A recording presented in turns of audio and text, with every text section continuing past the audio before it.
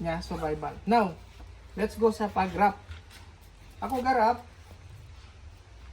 or amo na yung ginatawag nga, ano,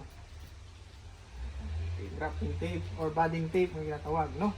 Parehas lang na sila. So, alin sa dalom, no? Alin sa dalom, sacrifice nyo, ikuha nyo lang gamay, medyo tagaan mo lang yung gamay nga pagkahugot, and then naman tama sa babaw. Okay? So, kung extra na, pwede nyo na i-direct na ako, no? So, ako gagrap, pagkugid na sa tanan, hasta sa babaw. But, you can do also the condom type na ginatawag, no? Ang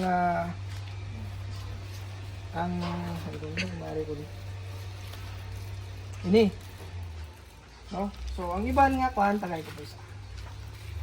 Ang iban nga propagator o grafters, hindi siya okay na ni siya.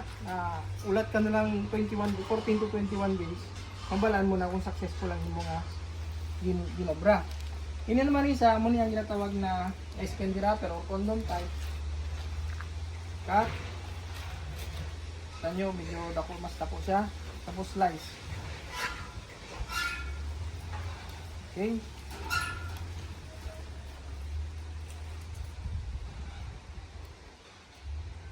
So bawal niya sa mga kaptan. So kaya aton nga kamot medyo acidic ni siya. So ang ako ng kamot medyo ginabalas siya. So careful gud siya, hindi ko siya makaptan or makuansa ko ng kamot. So at least may duha or isa ka leaves ang mabilin gid. And then slice sa tunga.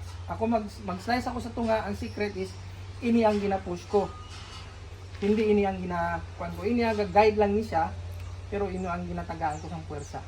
Nga kay para makontrol mo ang mga kutsilyo. Kay kung ini wala ka sang control, try nyo karon makita nyo. Kung ini ikuan nyo ba si mapilasan pa kamo. No? So ibutang mo na siya. Fit kita siya. Yeah, fit man.